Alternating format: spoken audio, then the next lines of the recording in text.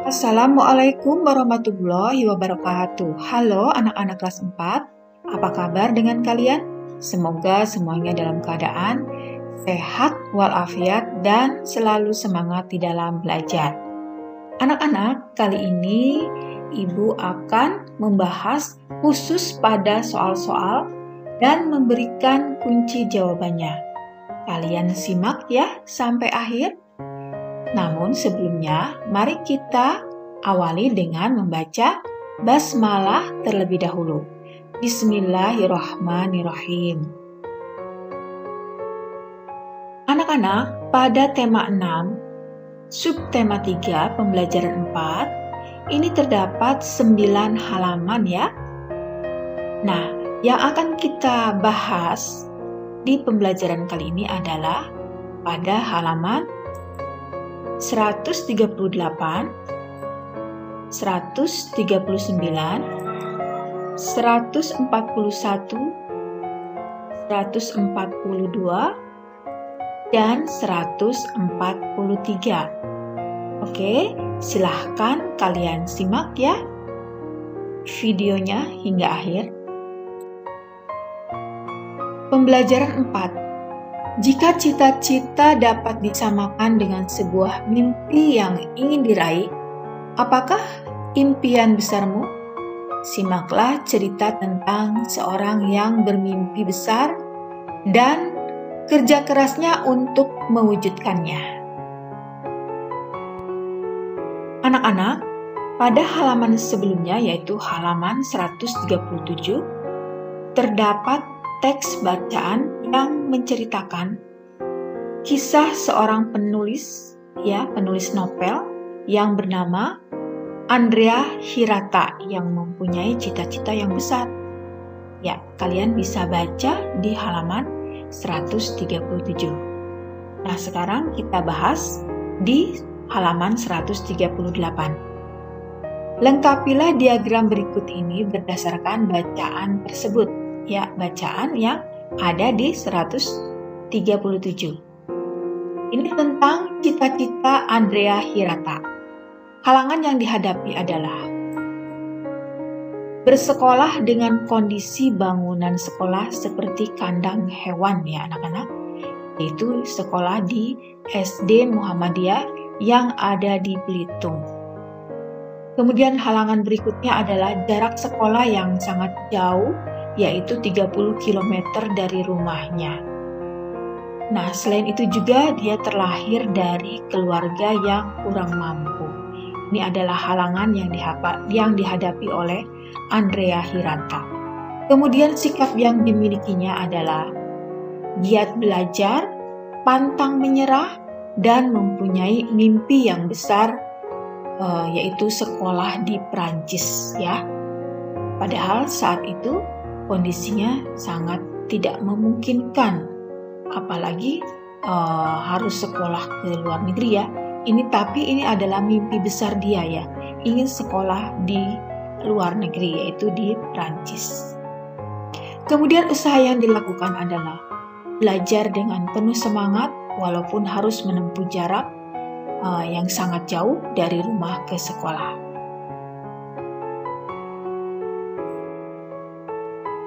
Apa kesimpulanmu terhadap usaha Andrea Hirata untuk meraih cita-citanya? Ya, setelah kita membaca ceritanya ya di halaman 37, kita bisa menarik kesimpulan seperti ini ya. Kalian juga bisa menarik kesimpulan sendiri. Nah, ini hanya sebagai alternatif saja. Ya, kesimpulannya, kisah Andrea menjadi inspirasi dan memberikan motivasi untuk anak-anak Indonesia bahwa hidup itu harus mempunyai mimpi yang besar. Tetap semangat dalam meraih mimpi itu, walau kondisi serba kekurangan sekalipun.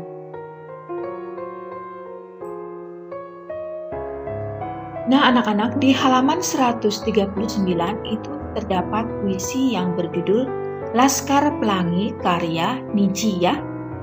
Makna puisinya adalah kita harus mempunyai mimpi untuk masa depan yang lebih cerah. berusaha meraihnya walaupun dalam kondisi kekurangan. Tidak lupa berdoa agar mimpi itu jadi kenyataan. Nah, inilah anak-anak puisi Laskar Pelangi karya Niji ya. Ini sudah Ibu beri tanda jedanya, jeda dengan tanda garis miring ya. Ada garis miring 1 berarti jeda sebentar. Kemudian garis miring 2 berarti jedanya agak lama. Nah, kalian bisa membacanya sesuai jedanya ya. Atau kalian mempunyai cara tersendiri atau dengan menandainya sesuai dengan yang kalian inginkan ya, silahkan berekspresi. Nah, Ibu akan mencoba membacanya. Laskar Pelangi karya Niji. Mimpi adalah kunci untuk kita menaklukkan dunia. Berlarilah tanpa lelah sampai engkau meraihnya. Laskar Pelangi takkan terikat waktu. Bebaskan mimpimu di angkasa. Menarilah dan terus tertawa. Walau dunia tak seindah surga, bersyukurlah pada yang kuasa. Cinta kita di dunia selamanya. Cinta kepada hidup memberikan senyuman abadi. Walau hidup kadang tak adil, tapi cinta lengkapi kita. Nah, sekarang di halaman 141 terdapat tabel tentang nama barang tambang, kemudian manfaatnya. Nah, kalian bisa mengisinya dengan seperti ini ya. Atau apabila kalian mempunyai jawaban lain, silahkan kalian menulisnya. Nah, ini adalah masih halaman 141 ya. Berdasarkan tabel dan peta sumber daya bahan tambang tersebut, jawablah beberapa pertanyaan berikut. Barang tambang apa saja yang terdapat di provinsimu? Nah, ini sesuaikan dengan provinsi tempat kalian tinggal ya. Contohnya seperti ini. Timah, kalau memang ada tambang timah, kalian tulis timah, minyak bumi, emas, perak ya.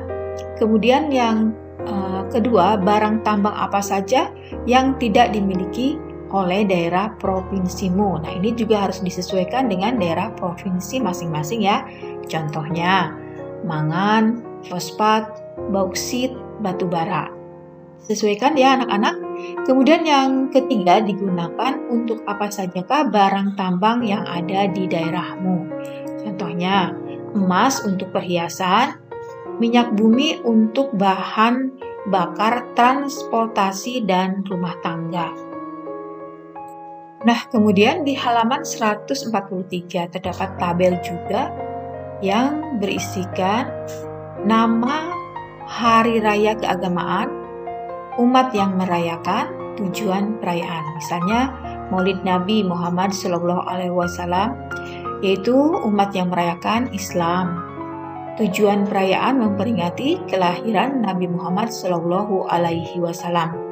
Kemudian Natal, umat Kristen, yaitu merayakan kelahiran Yesus Kristus. Paskah, Kristen, memperingati kebangkitan Yesus. Kemudian Nyepi, yaitu umat Hindu. Tujuannya menyucikan Buana Alit dan Buana Agung.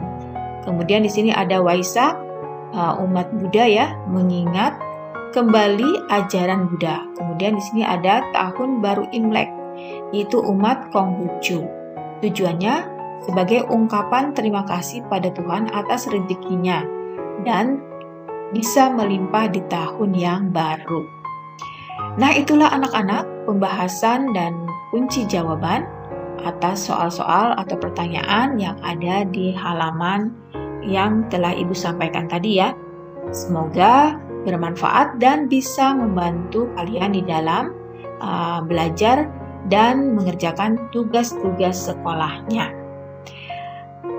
Dan Ibu mengucapkan terima kasih ya, kalian sudah menonton video ini hingga akhir. Semoga bermanfaat. Sekali lagi semoga bermanfaat. Dan mari kita akhiri dengan membaca hamdalah bersama-sama. Alhamdulillahirabbil alamin. Wassalamualaikum warahmatullahi wabarakatuh. Sampai jumpa lagi di video berikutnya.